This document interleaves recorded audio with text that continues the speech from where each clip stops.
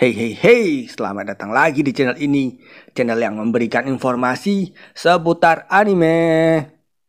Kali ini aku akan membahas alur cerita anime yang udah banyak banget di request nih, yaitu tentang raja pemalas kita yang bernama Wayne.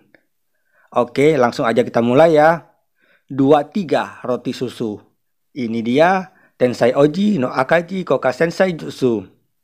Ingat, jangan lupa untuk di like, komen, dan subscribe agar aku bisa jadi orang kaya. Ada seorang pangeran dari kerajaan Natra yang bernama Wayne Salema Alvarez. Dia sekarang terpaksa untuk menjadi raja untuk menggantikan ayahnya yang sedang sakit. Wayne sebenarnya nggak mau menjadi raja, tetapi bawahannya semuanya percaya kepadanya karena Wayne itu dikenal sebagai pria yang sangat jenius. Wayne sangat kesal melihat sifat bawahannya, sampai-sampai dia ingin menjual kerajaannya. Apalagi kerajaan Natra itu merupakan kerajaan yang kecil dan juga miskin. Wayne memiliki seorang ajudan yang sangat cantik yang selalu setia padanya yang bernama Ninim Raleigh. Pada suatu hari, kerajaan Natra berperang melawan kerajaan Marden. Kerajaan Natra berhasil merebut tambang emas kerajaan Marden. Tetapi saat mereka ingin merebut ibu kota kerajaan Marden, ada kerajaan lain yang merebutnya. Wayne jadi marah karena mengetahui hal itu. Sekarang diperlihatkan masa lalu Wayne saat berada di akademi militer. BTW, si Wayne ini merupakan lulusan terbaik di akademi militer itu. Di akademi, Wayne bersama dengan Ninim. Di sana ada juga teman-temannya yang bernama Loa, Glenn, dan juga Strang. Mereka sedang berpesta setelah menyelesaikan suatu kasus kejahatan. Di sana Loa mengatakan akan menemui Wayne suatu hari nanti. Kembali lagi ke masa kini, Wayne jadi teringat pada teman-temannya di akademi dulu. Wayne penasaran apa yang mereka lakukan sekarang. Tetapi Nini menyuruh Wayne jangan berpikiran aneh-aneh dulu. Soalnya sekarang Wayne harus bersiap-siap untuk menemui Tuan Putri dari Kekaisaran Earthwood. Wayne jadi sangat malas berurusan dengannya. Wayne menganggap kalau mereka itu nggak punya etika karena mengadakan kunjungan mendadak. Apalagi karena sekarang sedang terjadi perebutan tahta di Kekaisaran Earthwood oleh 3 pangeran kerajaan Earthwood. Wayne juga heran mengapa putri mereka yang diutus untuk menemuinya. Akhirnya sang putri itu pun tiba. Putri itu bernama Lowelmina Earthwood. Wayne menyambutnya dengan sopan. Sang putri pergi bersama dengan para pengawalnya. Dan pengawalnya mengatakan kalau tujuannya ke kerajaan Natra adalah untuk menjodohkan putri mereka dengan Wayne. Wayne jadi sangat kaget karena dia ngurus kerajaan aja males. Apalagi dia harus memikir perjodohan-perjodohan ini. Sang putri pun membuka topengnya. Ternyata dia itu adalah Loa, temannya Wayne saat di akademi dulu. Wayne jadi sangat kaget. Setelah pengenalan itu, Wayne pergi ke ruangannya untuk tidur. Dan dia berharap kalau ini semua cuma mimpi aja. Setelah bangun, si Wayne marah-marah karena dia nggak bisa menerima semua ini. Apalagi si Loa, waktu di akademi dia mengatakan kalau dia itu cuma warga desa biasa. Ternyata dia itu sang putri kekaisaran. Tetapi Nini mengatakan kalau Wayne nggak pantas marah-marah. Karena Wayne juga menyembunyikan identitasnya saat di akademi dulu. Sekarang Wayne jadi curiga tentang maksud sebenarnya dari kedatangan Loa. Karena Wayne kenal betul bagaimana sikapnya Loa saat di akademi dulu. Saat ini Wayne sedang makan bareng dengan Loa dan para rombongannya.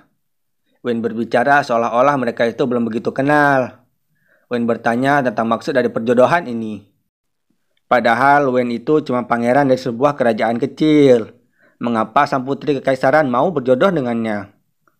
Loa mengatakan kalau nama Wayne itu telah tersebar luas di kekaisaran. Karena Wayne telah berhasil memimpin pasukannya menang lawan kerajaan Marden.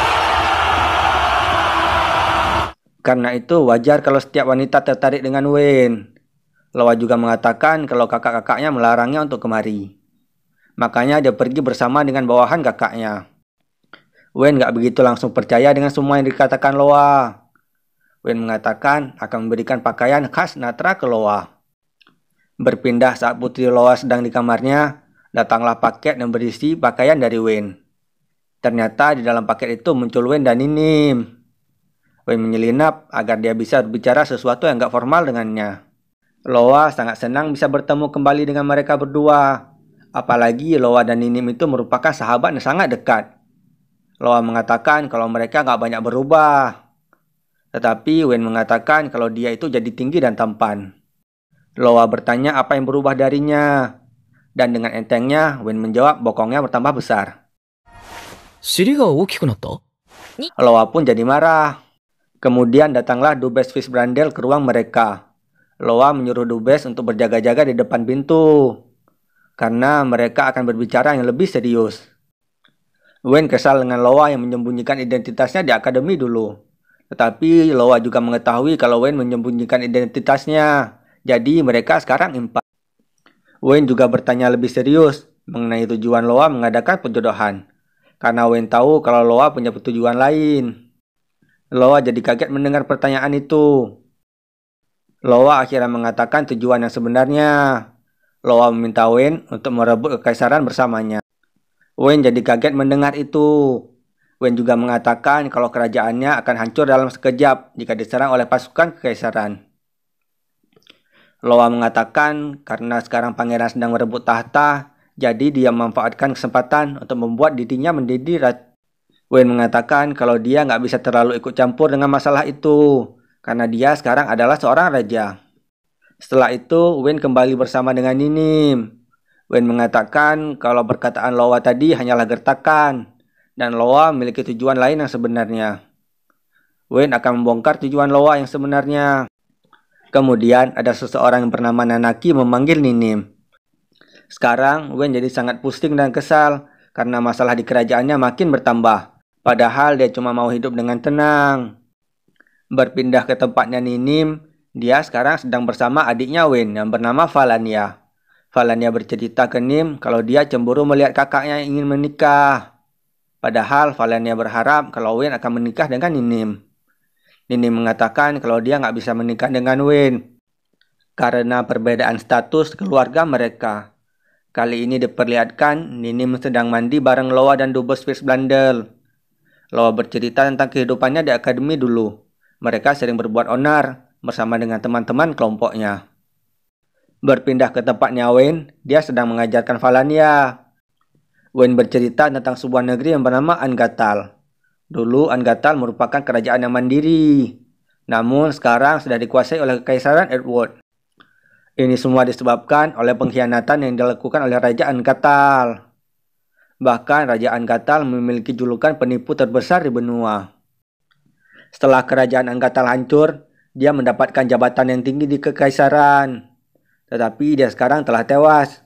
Sekarang anaknya yang meneruskan posisinya. Namun anaknya memiliki banyak rumor buruk. Kemudian Komandan Natra datang menemui Wen. Dia mengatakan kalau ada beberapa senjata yang tidak dikenal beredar di kerajaan Natra. Wen berpikir kalau ini adalah ulahnya Loa. Karena itu Wen bergegas ke tempatnya Loa. Dan sepertinya akan ada badai perang besar antara kerajaan Natra dengan Kekaisaran Edward. Apakah sebenarnya yang direncanakan oleh Loa? Apakah Wen bisa tetap menjalani kehidupannya yang santai? Nantikan di part berikutnya. Oke, sekian dulu cerita kali ini. Terima kasih telah menonton video ini. Jangan lupa untuk di like, di komen sebanyak-banyaknya jika kalian ingin dibuat alur cerita anime seperti ini lagi. Terima kasih telah menonton semuanya.